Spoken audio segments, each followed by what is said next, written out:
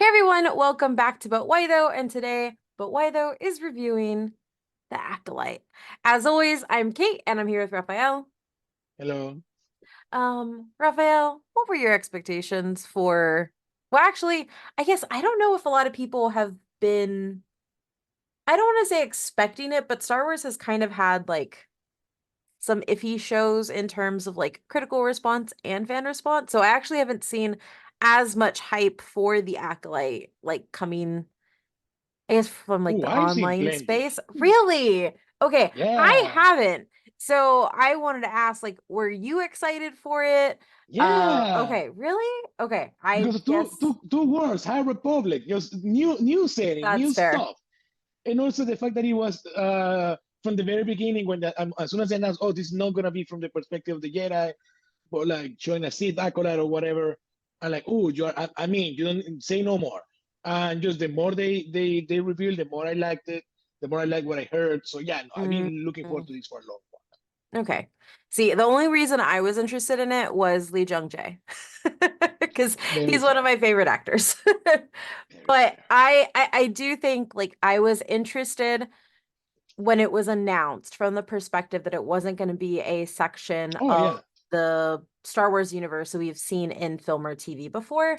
Because at this point, I guess like I'm pretty burnt out on Star Wars shows because it feels like the same thing continuously. Even like I watched the one episode of Ahsoka where Anakin is there, and that was really good, but I didn't need any more than that. And I know that that sounds horrible, but like we've got an sure. Ahsoka in so many different forms from Filoni that I'm just kind of like I'm But tired. Andor, Kate, Andor. No, I did love Andor. Andor was good, Yeah, but it's also you because know. Andor for me wasn't typical Star Wars. It wasn't this Oh no, treading the yeah, same path. yeah, And I think that yeah, that's what's exciting about the Acolyte in that yeah, we get to see new things or that we're yeah. going to see more new things and we're actually going to kind of bridge the gap between Star Wars readers and people who watch Star Wars. And I think those are two very different groups. For those who don't know, I'm going to give a brief synopsis. The Acolyte follows an investigation into a shocking crime spree that pits a respective Jedi Master, played by Lee Jung-jae, Soul, against a dangerous warrior from his past, played by Amanda Stenberg. As more clues emerge, they travel down a dark path where sinister forces reveal all is not what it seems. So it's a pretty simple synopsis, doesn't give too much away. I think we should try to keep this review as spoiler light as possible. And I think just kind of talking about like overall themes. So, Raphael, what were some of the things that you really liked about The Acolyte?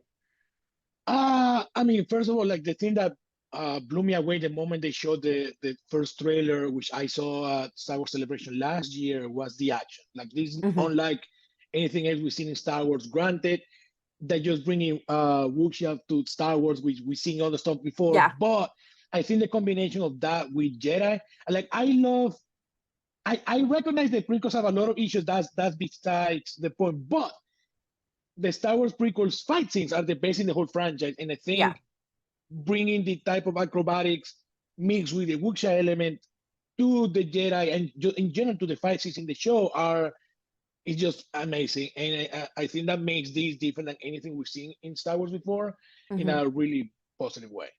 Yeah, and for those who don't know, what Wuxia is it was essentially became a tentpole in action films from China, but it specifically just means fighting on wires. It's wire work Yeah. and it's martial arts choreography made to work on wires. And you're right, it's alive and well here.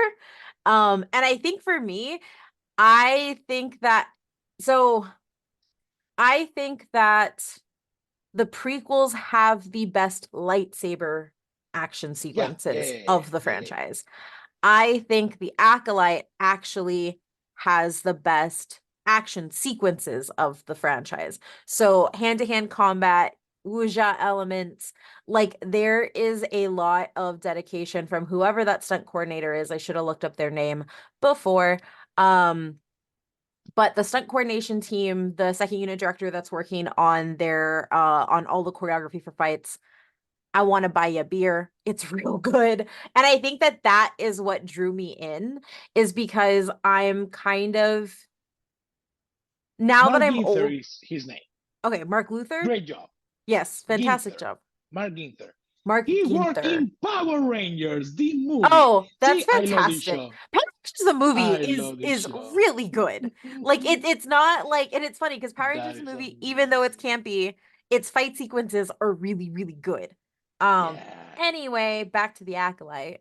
Uh yeah, and I think the action kind of builds up a more grounded world. And I think for me, the older that I've gotten, the less I've wanted to see the softer sides of Star Wars, because I think each iteration that we've gotten, whether it's TV or Wait. what. No, I'm sorry. I have to interrupt you. He's Okay, Lord Set in Power Rangers. Even better. that's fantastic. Are you See, done looking up that's what you Power think when you're Rangers watching Power now? Rangers. This guy's going to be in Star Wars. Yes. Anyway, I'm sorry.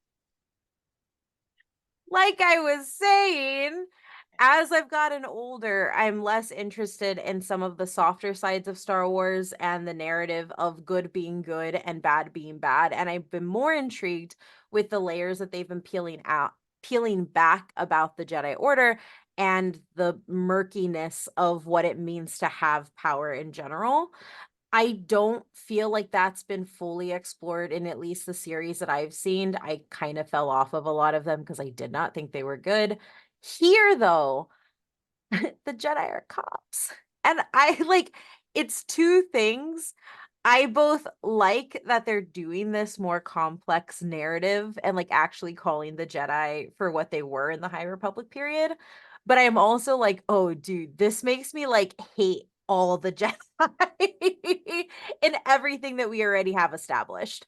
And I think that that is something that is interesting. And if they stick the landing, can go a very long way. Yeah, we should specify that there were 4 episodes available to press. Oh, yes. Yeah, yeah. Uh, I have seen 3, you've seen 4. Yes. So you already seen like half of the season. Before getting to the Jedi, just quickly going back to the stunts, I think like to your point of just hand-to-hand combat and action in general, one thing that I really appreciated was that the Jedi don't just jump to using the lightsabers at the Yes. first Yeah, there's opportunity, restraint. That's what which makes it good. is It's where restraint. the cop allegory kind of feels weird to me because I'm like, Hmm. well, shouldn't they be just jumping and using the lightsabers and chopping up people all the time if that's what they're doing? But it works in a different way to sort of have the contrast between the Jedi here and the Jedi in the prequels, which do pull out the lightsabers at the first chance they get Immediately. Yeah. So, immediately. Just like yeah. a guy in a bar, lightsaber. Obi-Wan chopping a random dude's hand on the bar for no reason. There you go. So I do think like the fact that they show restraint in the lightsaber is for the first time in years, the lightsaber feels like a powerful weapon. Like, Yeah. oh, this is like if you get to that level, you are done. There's Yeah. stop, something serious is going to happen. And the fact that they're not using it here that much, I think is very cool. And to your point about the Jedi Scott, like, yeah, I think that is to me the single best idea George Lucas ever introduced in the whole Hmm. franchise. Since, like, I guess, since Darth Vader being Luke's father, like that. After Yeah. that, is turning the Jedi into a religious cult that kidnaps children and stuff like that is the best thing he's ever done. But to your point, I think like Clone Wars touch on it a little bit, and they Yeah. do show like some of the like bad parts of the Jedi. But this is the one, the Acolyte is the one that is most directly confronting that and actively, explicitly Yes. telling you like, yeah, no, these people suck. This Yeah. institution sucks, and no wonder they're gonna turn into what we saw later. Because the difference Exactly. is, though, at least those Jedi, like we hear all the time, especially in like Attack of the Clones, where Yoda constantly says like, yeah, I think we're lost our way, but I think it's too late to do anything now. And I sense some doom, but like might as well just wait and see what happens. Here, like they think they are the highest and mightiest of Yeah. anyone in the galaxy, while they act like the absolute worst thing. Yeah. which is No, and different. so it's funny because like I actually so one, I think you're completely right in that the lightsaber here has become more powerful than I would say it ever has been in Star Wars media for the most part, just because it means something and they've made it mean something. So it's funny because you took it as, well, they're not jumping to deadly force immediately, so that makes them not like a cop. I actually see them as being so narcissistic that they don't believe that they should use Yeah, their lightsaber on anybody until that point has come. Not because they're protecting the person, but because they're protecting the honor of the order. And so for me, that goes okay, more I into it like that. because I like that. it's Yeah. more dehumanizing for the people that they're interacting with to not use it. At least how I take it, because they've built up the lightsaber to actually mean something here. And I think that like what I think the Acolyte does, and you touched on and I touched on, is that it kind of builds a weight to everything. And I think that that's what the past series, other than Andor, have been missing. And I guess I don't even want to count Andor in this because Andor isn't a Jedi story. Like that's like just an But everyday even then, person like the story. only, but even then, like if you're talking like live action shows, the only like Jedi live action show was Ahsoka.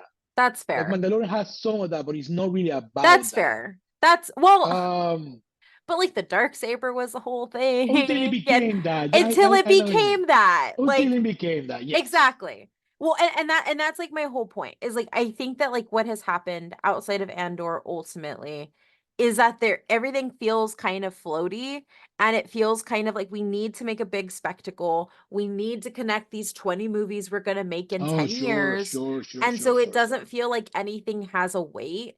Like deaths don't feel permanent, choices don't feel permanent. There's no repercussions for things. And it's why I fell off of them, but here, I think it's set so far in the past that outside of like the canonical pieces with Jedi and elements that they're adding to that narrative, I think here everything has much more weight. It feels much more real, and it feels like there are choices being made that people cannot come back from, and I appreciate that.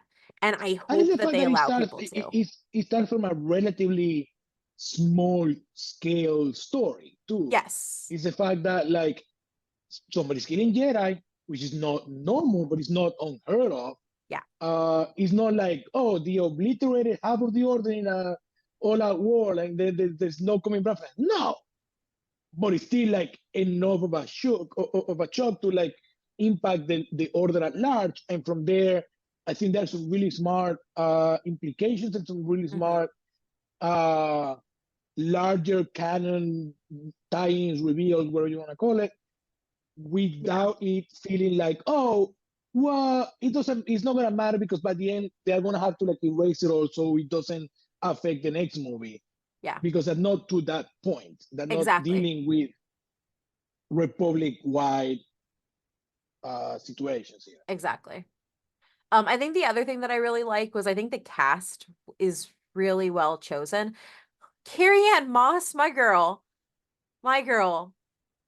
yay! And she gets more time in later episodes too.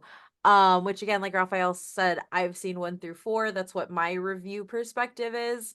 Um, she's good. She's really good. Lee Jung Jae is good. Sure. Amanda Stenberg, as much as I don't like her as a person for some of the stuff that she said, she's a really good actress here.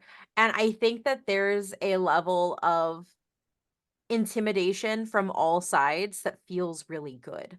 Like Oh everybody is yeah. kind of building up these facades for everybody else that they're interacting with. And I think what is also done well here is the mystery around that. And I think the mystery is really sold as much by from the script. It's also sold from the actors because of the way each of them portray their characters. You can tell that there is something that is being hidden.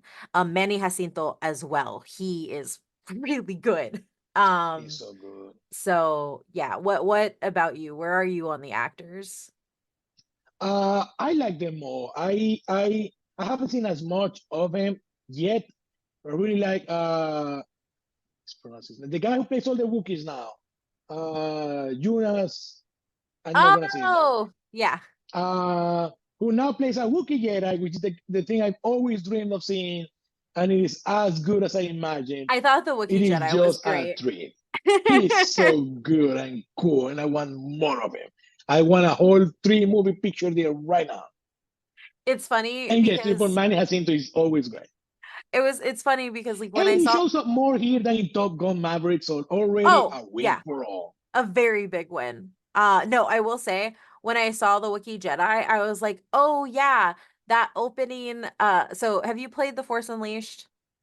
Yeah, Okay, I don't know if it's one or two, but when it opens and you're Darth Vader killing all the Wookiees on I think it's the Kashyyyk, first one. the first I one, think it's right? the first one. Yeah. Yeah. One saddest achievement I've ever gotten is to kill 100 Wookiees.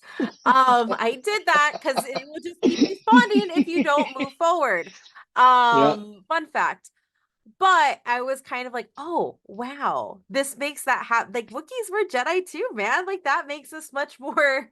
You're not just going yeah, around killing Wookiees. Um, yeah, so I thought that was really nice, and I think it also, I don't know, it's kind of cool to see non-human characters in Star Wars, and that's something that I think that the franchise has been really abysmal at. As much as like we see them in the background of things, we don't actually see them in prominent positions, and if we do, they're extremely humanoid. So that's really cool. I just want more aliens in Star Wars in Star Wars. oh yeah, yeah, I yeah, think we get a little bit of that here, but we're still mostly focused on humans, which kind of sucks, but I think we're yeah. getting It somewhere. does.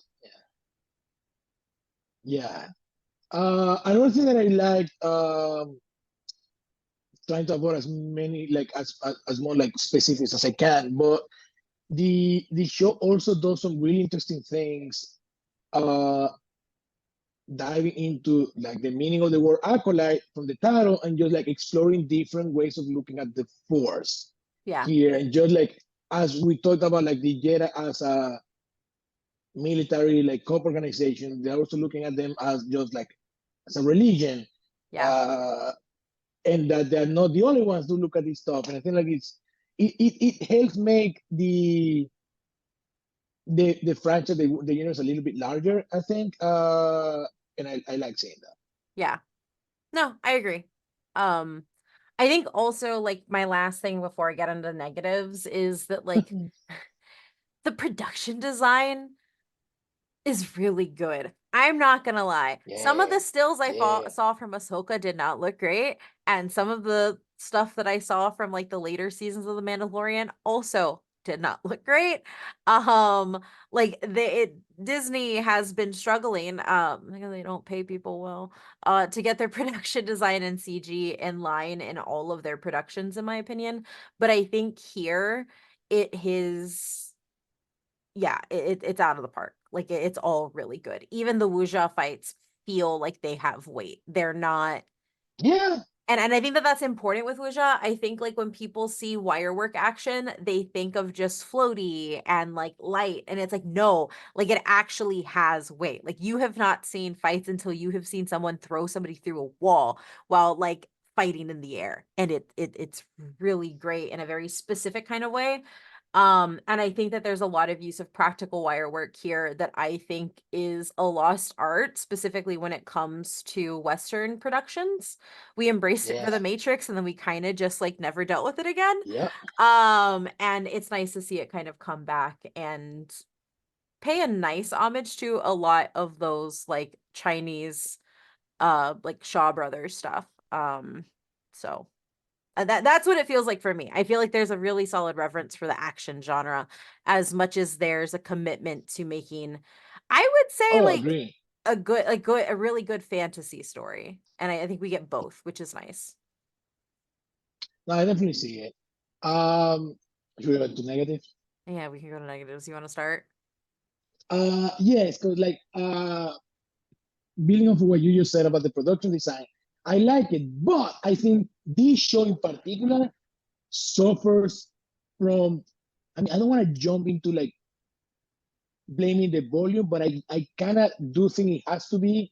Yeah. If not the use of the volume, just like the style that has forced on Star Wars production has been like the fact that there's almost no white, like there's no white shots in this show. Yeah. because Yeah, everything has to be like medium to close in I don't order to disagree. accommodate the volume. And like, let me see those landscapes. Let me see more than just a narrow street and Yeah, half of a shop or whatever. What happened to like going outside? Uh, yeah, and especially once we, because I mean, it's fun. Like you can look past it, especially in the first episode, first two episodes when that like it's mostly the investigation that like like looking into a shop here or an alleyway here. yeah, But as you move into bigger locations, I'm like, I want to see it, yeah, and not just like don't show me just the extreme right shot or like the faraway planet. Like yeah, take me inside, let me see that stuff. And yeah, it is kind of disappointing, especially when you compare to like any Star Wars movie. They've always have been good at like showing you different planets and places and stuff. But here, after a while, just like they're just like the same planet with a different sky. yeah. So I will say, episodes 3 and 4 do more of that. More wide shots, Yeah, more use of the environment. But I do agree that there's kind of like a constraint shown to it in a way that you don't get from like those really closed in shots because of the use of the volume. I think that's a solid critique. I think my big critique is there is a certain scene in episode 3. I think it's 3, and I won't say what it is because I don't want to spoil it.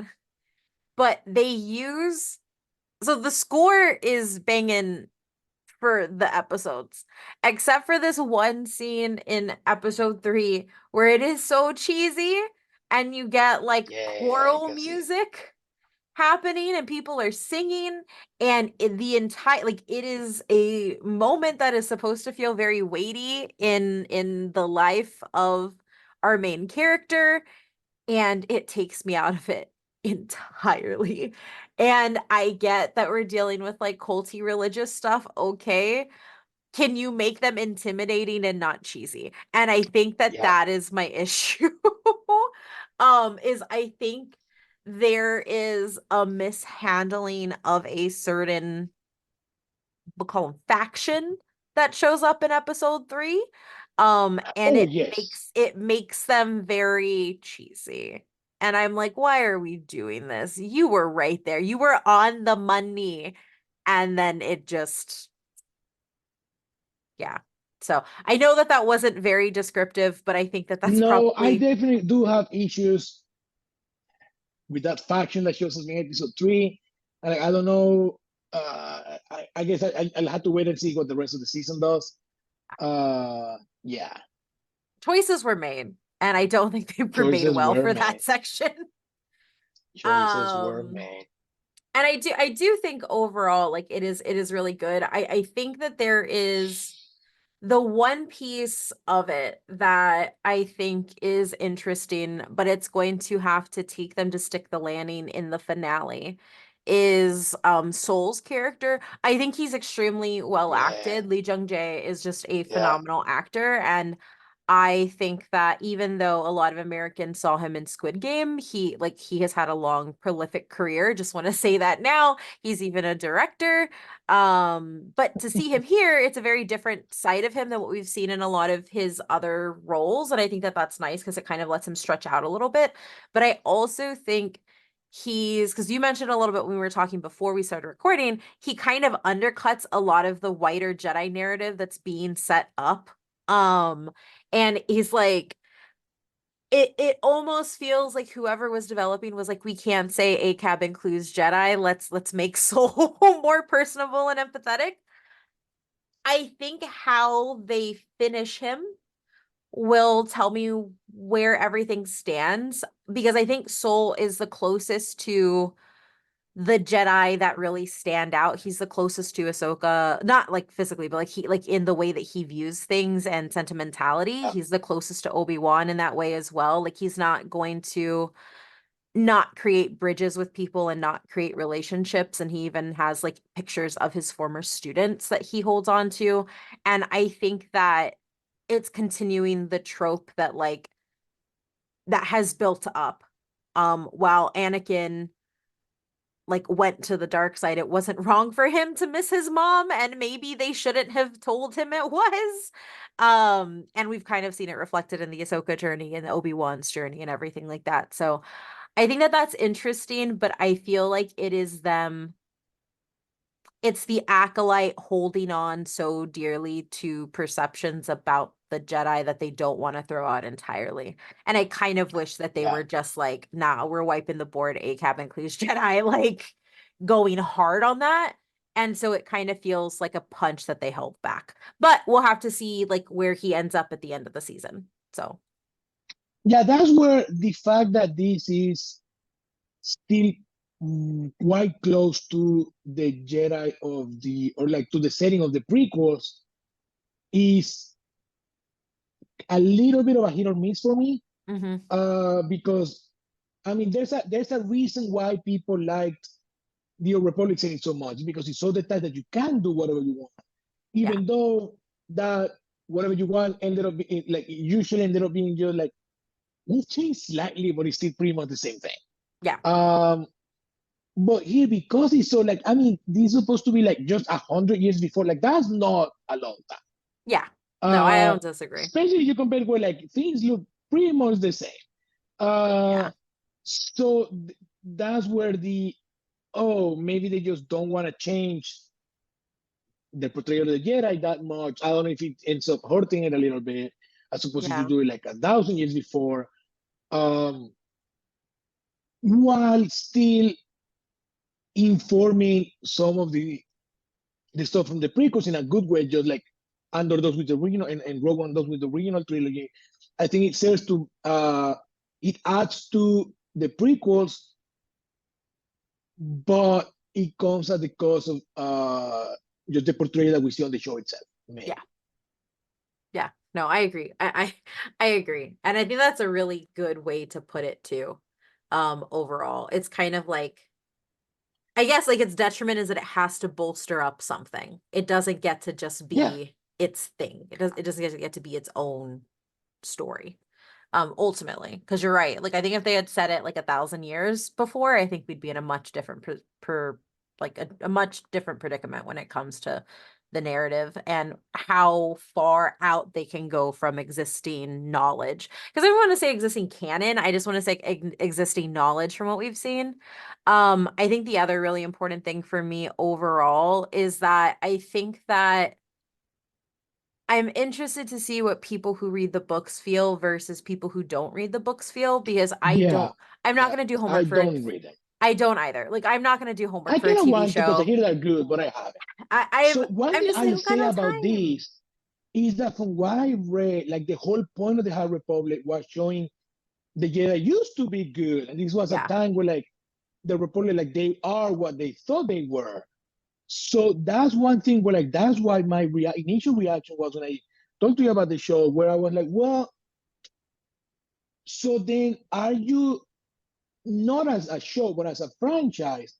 It's that they were indeed a good thing that just eventually got Oh, corrupted by people, or are you actually saying that the institution was itself bad? yeah. Because that's what, like, again, because it's supposed to be like the tail end of the High Republic. This is like a century after, or like at least a century after every book and everything that's come out. So what we see here is vastly different than what the books do and say. Yeah. So then the themes of the show, which are like, no, the Jedi as an institution are pretty messed up and bad. Yeah. Does it like clash with what the rest of the franchise or setting is doing? Is this a new thing? Is this just what they are? Just like this is when we're actually seeing it? I don't know. I think it's very interesting. I would like to hear like readers actually Yeah. like kind of stuff. Cause, Yeah. but for the show itself, this is one thing where like for the show itself, it makes this show better because of it. Yes. If indeed it goes against what the rest of the setting does, I think it works better for the show. It may not Yeah. do better for the rest of the setting, but it does the show better.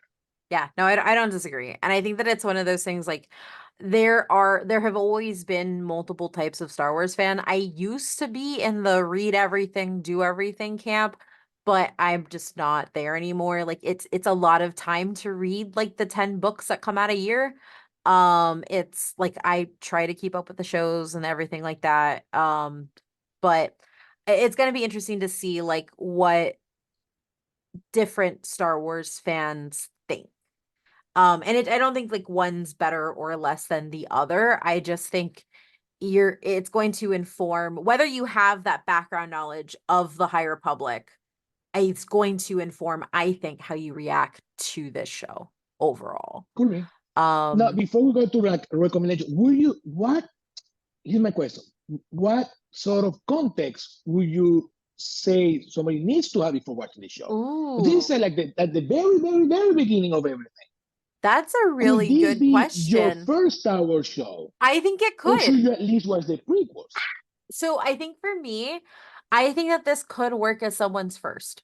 Like I think It's that gonna this could change how work. you see everything that comes No, after. it is. No, but that is That would that, be but cool that's though. not a bad thing. Like that's not a Exactly. bad Yeah. thing. Yeah. Like Yeah. I think that like media in general, and no matter how much we yell at each other for disliking something, liking something, media that we watch, that we read, is what we bring to it. It's the experiences that we bring to it when we watch it. It's our views on things when we watch it. Like if you are a diehard, the Jedi are great person because of how you took the other ones, you're going to react very differently from somebody who's like is in their local 501st. You know what I mean?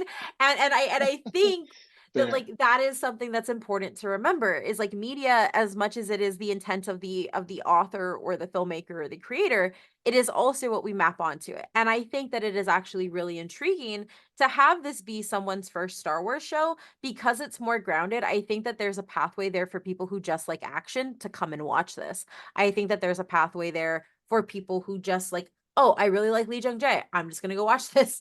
And I think that there's a Sure. pathway for that too.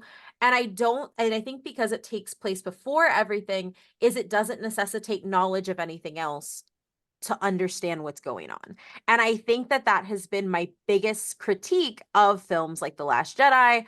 Because I hated Holdo. It's like, well, if you read, I was like, I didn't read. I don't care. I don't need extra Sure. context. It is Yeah. up Yeah. to Yeah. you to sell me on your story in the 8 episodes you give me, in the one movie you give me. And I think because this takes place before everything, the Well, Acolyte and is very accessible to yeah. people who aren't watching everything, who aren't reading everything. So I should have rewatched that a little bit before doing this. But then does the because the first episode does introduce a lot of stuff. Do you think does it explain enough for somebody who doesn't even know what a Jedi Yeah, is? I think it Okay, does because then no, I think okay, two okay, things going for it. I think the first one explains it enough in what a Jedi means in this context and sure, showing experiences. And I sure. think the second thing is ultimately because of how big Star Wars is, I don't think that we need an entire exposition on what a Jedi is because I think people can make the No, that's fair. assumptions from pop culture osmosis. And I think that No, that's that's what it fair. has going for it. I would be interested to know what somebody thinks if they watch this and then go watch the prequels. Like that's Right, a very right, interesting perspective. right. Yeah, that would be nice. That would be really interesting actually. But no, I think that this is accessible to pretty much anyone if you want it. I think in a very similar way to I think Andor was also pretty accessible in my opinion at least because it was doing something that was solely focused on its own characters and I think that like that's important and that's an I important think so too, but I think that show worked because of I don't know, because I think like it worked because of the context of okay, we of how it took what we already knew to a next level. No, but I think it worked in two ways. I think for people who had already Yeah, seen everything, that's how it worked. I think for people because my mom watched Andor. My mom hates Star Wars. She watched Andor fair, because she loves Diego Luna. fair, fair, And she really loved it. And fair. she asked me if there was anything else like it, and I was like, well, there's Rogue One, and that's about it. Um, Yeah. But yeah, I think for me, No, I know what you mean. Yeah, I yeah, think that's what Andor does in that yeah. regard. Yeah, Or yeah, I yeah. guess like maybe a better comparison is Visions. Like, because all of Visions are different Hmm. self-contained stories. And while they're not canon, they are taking Star Wars concepts and in a very short amount of time, trusting the I can see audience that. to understand what they mean and to understand what they're subverting and to understand what their plan is. And I think very specifically to Vision Season 2, there's that one where they're building up this big abduction moment. And it's not the Sith that comes in, it's the Jedi that comes in and abducts that child. And I think that that is that is probably a better explanation for what the Acolyte is doing in a longer form series. Yeah, I think I agree with that. I agree with Yeah. So I guess Andor is just not a good comparison. I think Visions is probably the that. better one Yeah, for me. Yeah. So would you recommend it? Do you think people should go watch it? absolutely. Absolutely. Yeah, There's a Wookiee Jedi, Kate. A Wookiee with a lightsaber and a little top knot. I think I agree. I think people should watch it. I don't think it's perfect and I don't love it No, wholeheartedly. But I really like it and I it's haven't no really Andor, but it's not nothing Andor. else. Yeah. But I haven't like been in love with a Star Wars product in a long time. And I say product because that's what it has felt like. It has felt like being that they have been I mean, highly Andor is not produced. that old. No, and Andor is not that at all, but Ahsoka was that to me. The Boba Fett show was that to me. The later seasons of The Mandalorian was that to me. Like that is how I felt. It felt like product and content they were putting out and Oh, not like that. Sure, stories. sure, sure, sure, sure. And that's my issue. But this feels like a cohesive narrative that has weight and substance, which I think is what we've been missing. And that's what I appreciate. Even though at halfway through the season with episodes 1 through 4, I think that there are choices that will rely on how the landing is stuck. I think that it's a good Yes, time, and I think that it is a good re-entry point for fans of Star Wars who may have fallen out before. So I agree. yeah, I'd probably give it like an eight, Wookiee Jedi. 8-ish. Yeah, the Wookiee Jedi is a 10 out of 10. Perfect, no 10 out of nuts. 10. Yeah, Of course. everything else, about an 8. About an 8 for me overall. I did Maybe not think seven about Skull, but five. yeah, I would give, yeah, I would give it an 8, 8.5, maybe, maybe. Yeah, I haven't seen the fourth episode, but yeah, yeah, I would be around yeah. And episode 3 and what they do with that one faction, that's a 5. that. That's a 5. That specific moment's a Sure. 5. But yeah, it's gonna be interesting to see where it goes. Raphael, where can people find you? You can find me on the social media, just my name, Rafael Montamayor, and I write for IndieWire, IGN on occasion, slash them, whatever people want to pay me to write for. And you can find me Oh, at yeah, oh plugging stuff, I guess. I have an interview with Viggo Mortensen on GQ that's been making the rounds because he dare use his sword from Lord of the Rings in another movie and people freaked out. that's amazing, actually. Um, yeah, so you can find me at Oh My Myth Randier on Twitter, Instagram, pretty much everywhere, and you can read all of our writing at butwhythough.net. We have a written review for the Acolyte up right now. You can click the link in the description and get that perspective. It's a lot more positive. I don't think we were super negative, but it's a lot more positive No, than our discussion here. So it's a pretty good litmus test. And it's written by somebody who has dedicated a lot of time to understanding the Star Wars universe very deeply. So I think that it's a very different perspective from ours, which are two folks that don't read the book. So we try to cover all our bases. Yeah. Head to butwhythough.net. Do the things. Like, subscribe. two things. The The Jedi kind of whatever. suck. The That's a Jedi do takeaway. suck. The Jedi do suck. Yes.